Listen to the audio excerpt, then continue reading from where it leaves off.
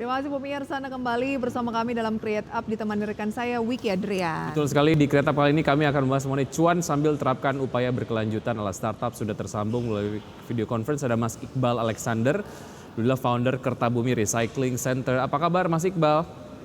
Kabar baik, apa kabar juga? Ya, terima kasih sudah bergabung bersama kami di Create Up. Boleh berkenalan mungkin Kertabumi Recycling Center itu apa sebelum kita membahas mengenai urgensi soal keberadaan perusahaan waste management lah di Indonesia. Iya, terima kasih. Jadi Kertabumi adalah waste management startup di Indonesia yang berdiri sejak tahun 2018. Kami sudah memiliki 122 bank sampah di 47 kota di Indonesia. Oh, luar biasa. Nah, bagaimana sih Anda melihat urgensi mengenai keberadaan perusahaan waste management belakangan ini?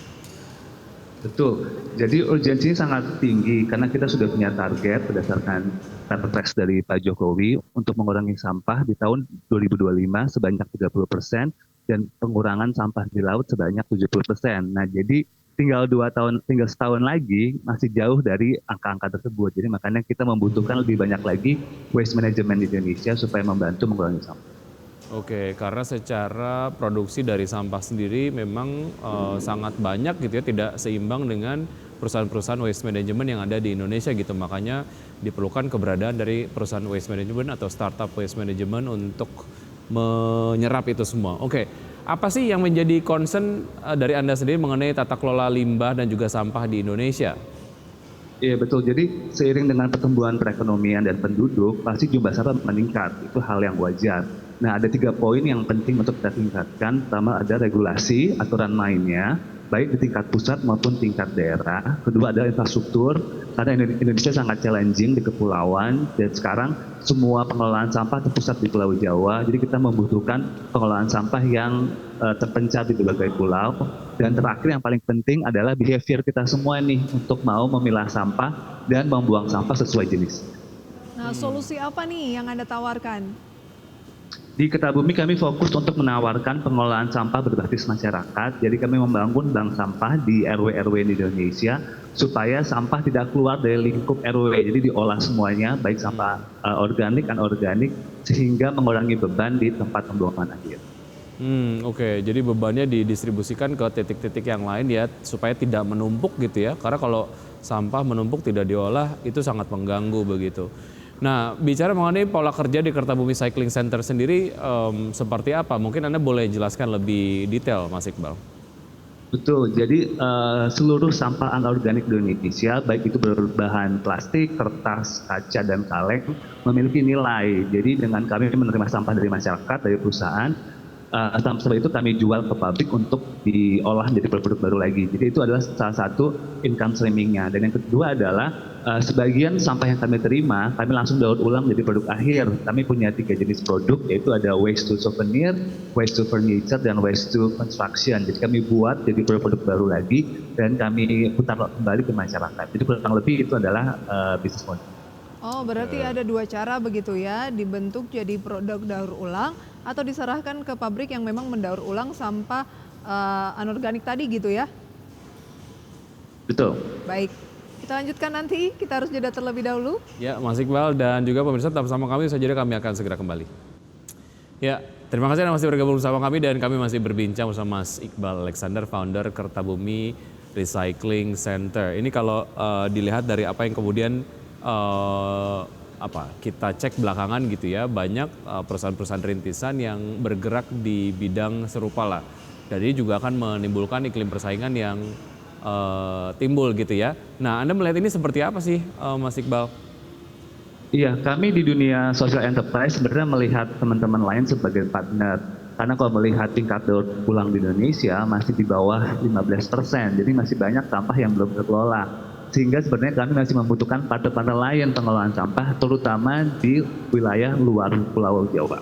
Oh, berarti ini bukan bersaing, tetapi ini adalah partner-partner gitu ya. Tetapi maksud saya adalah ketika di sebuah tempat mungkin itu sudah ada yang rutin menjadi bank sampahnya atau mendaur ulang. Nah, gimana dari Anda sendiri? Apakah bagaimana bekerja sama dengan pihak apa saja?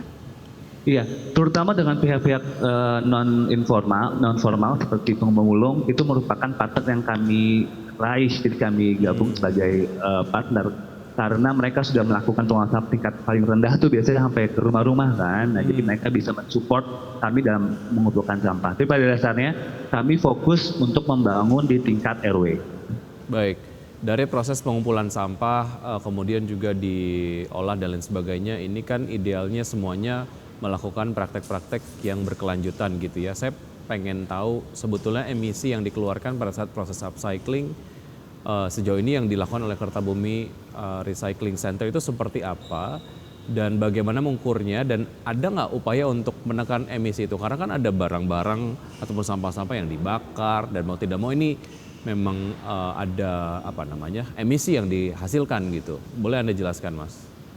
Iya betul, jadi kan pada dasarnya setiap aktivitas pasti akan mengeluarkan emisi ya. Nah kami mengukur emisi pertama dengan memakai sumber daya energi yang terbarukan. Jadi kami punya solar panel di sepanjang bank sampah kami, jadi kami upayakan untuk memaksimalkan energi terbarukan.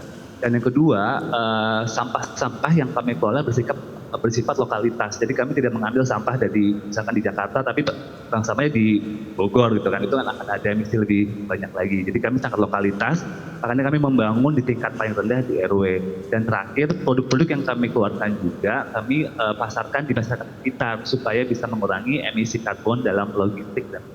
Nah, tantangan terberatnya sebenarnya sejauh ini apa sih, Mas Iqbal? Tantangan terberatnya sebenarnya kepada behavior. Walaupun kami sudah memberikan tong sampah di sepanjang komplek dan penjemputan sampah ke rumah-rumah, tapi masih banyak masyarakat yang belum mau memilah sampah. Oke, itu yang bikin masih agak beban ya, harus masih memilah manual lagi gitu ya. Prosesnya jadi agak lebih panjang. Alangkah idealnya kalau dari masyarakatnya sendiri memang sudah memilah sampah gitu ya dengan baik. Oke, lalu apa saja sih value bagi user dari jasa yang Anda lakukan, Mas Iqbal?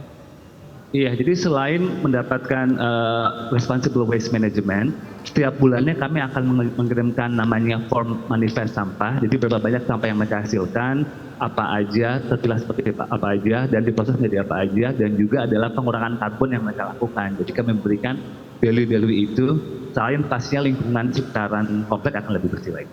Baik. Oke, Mas Iqbal, untuk SDM-nya sendiri nih, apakah merekrut karyawan atau seperti apa untuk tim dari Kertabumi?